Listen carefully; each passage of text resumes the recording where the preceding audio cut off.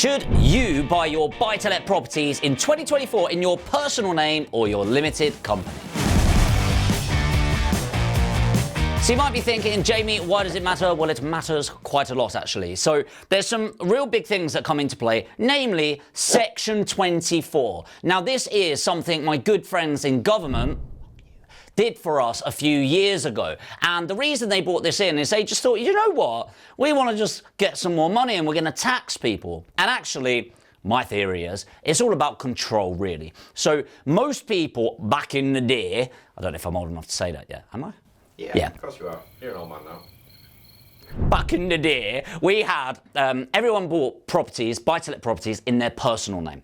And the reason for this is you have basic tax write-offs. So you could write off the furniture pack at I think it was 10% a year. So most people would get a £300 furniture pack, chuck it in the loft, and then they go, right, we're going to write off 10% of our tax every year. Something like that anyway, but genuinely people used to do that. And then you'd have the interest rate on your mortgage that was also tax deductible. And this was really important. So you'd get your net money, and you'd only get taxed on that. And it was a really big deal for people. However, the government come along and just said, hold on, we can't see what's going on because there's no formal register out there of when you own property in your personal name. So for example, if you found my address where I live, you would be able to get land reg on it and see that I own it. But outside of that, you wouldn't be able to search my name, Jamie York, and it comes up with all the properties that I own.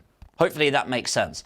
So what then happened is the government decided, right, do you know what? Section 24, basically what it means now is your interest rate interest that you're paying on your mortgage cannot count as a legitimate tax deductible expense. Now think about what that means, right? Imagine you building a business where you take on debt, almost all of us do, to build the business, and it wasn't tax deductible despite the fact it's a legitimate expense of business. It's honestly criminal. It's genuinely criminal. And, I'm not going to get started with the government, but half the things they do is criminal. And it's only because they're established enough where we get away with it, right? Anyway, we're not going there. We're not going there. So Section 24 comes in and says, sorry, that can no longer count. And it doesn't really impact 20% taxpayers. But of course, imagine you've got a multi-million-pound portfolio. You've got Jack and Sally that have spent the last 40 years building up their portfolio, living off 10 grand net a month. True story here. Jack and Sally, Section 24 comes in. They're 40% taxpayers. And suddenly the same portfolio after tax, are you ready for this? Brought them £8,000 a year. I'm going to say that again because you're like, that doesn't make sense. I know, and yet it does.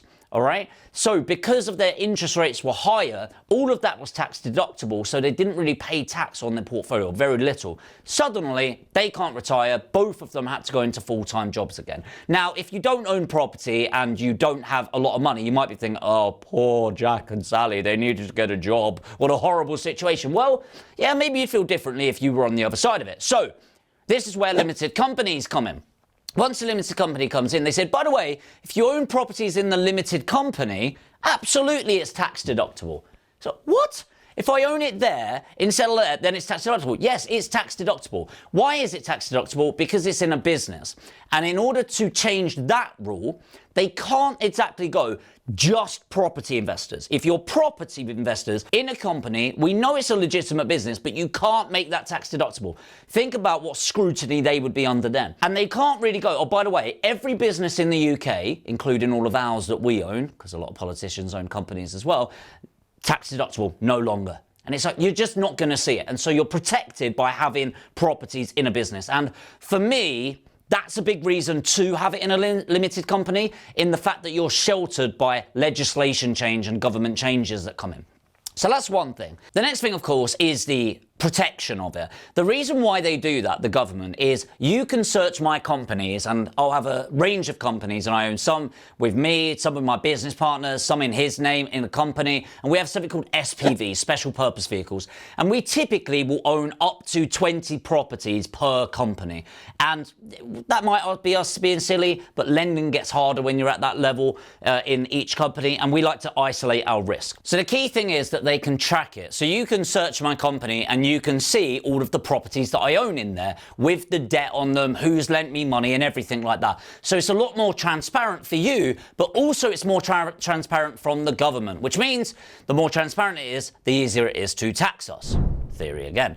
Now, what's really important when you understand this is at the moment, and there's more and more lenders coming into play, but there's less lenders for businesses, limited companies, than there are personal names. So a downside is you will pay a bit more money on the interest rate, usually about 0.5% a year, 0.6% a year, more on a limited company.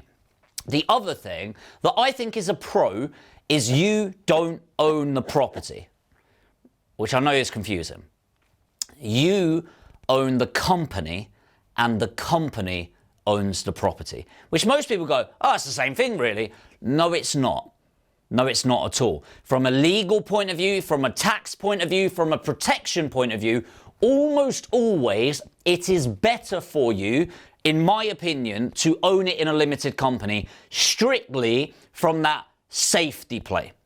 So I know it's hard to get our head around sometimes, but ego, for most people, means they own it in their personal name. Logic, you'll own it in your company. However, it's going to depend on your personal financial situation. Now, my assumption is most of my investors, like I build portfolios for people, most of my investors, they are 40% taxpayers, or if they're not, they're intending to be in the long term. And in general, if you are going to own property that's going to bring you income, do you want to get taxed 40% or less? Less, right? So not financial advice at all. You need to talk to an accountant, and I'd need to know your specific situation. And on that note, by the way, if you're looking to build your property portfolio in 2024, you've got 50 grand or more, and you want guidance on how to build that portfolio in the most tax effective way, then put APG in the comments. And what we do, by the way, is we actually build your portfolio for you. So if you're interested in that, got 50K or more, put APG in the comments. Now, looking at what is better for you from a financial point of view, it's not just tax that you need to think of. So people like me, we don't need the money to live off. So I don't actually touch any of my income that comes from passive income from property. It just builds up in the pot and builds and builds and builds and builds and builds. Why is this important? Well, if you need the money, let's say I'm making 50 grand a year from my portfolio. If I need the money personally, then I'm going to either pay it to myself as an employee, at which point I pay the personal tax anyway, or I'm going to pay corporation tax on it, which is the tax if you hold it in a limited company, and then I'm going to pay dividend tax. Now, it happens to be lower doing it that way round anyway, but once you take account of fees, etc., then it starts to become less worthwhile. But in short, an easy way is, are you a 20% taxpayer and intending on staying there? Yes, probably in a personal name then.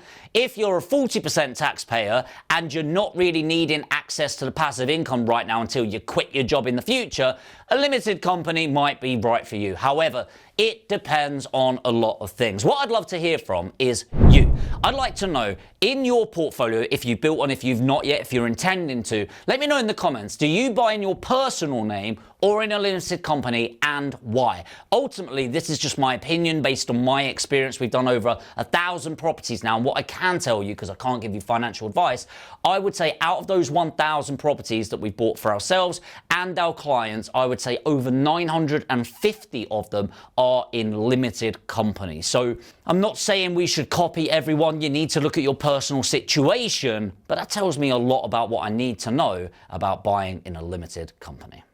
As I said, guys, if you're looking to build your portfolio in 2024, just comment APG. I'll send you a link and we'll have a free one-to-one strategy session to help you build your portfolio in 2024. If you've got 2 seconds and you're new to the channel, make sure to hit the subscribe and the notification bell. I'd love to have you following for more, getting all the best insights in property for this year to help you grow. If you did get value, make sure to smash that like button and I'll see you in the next video.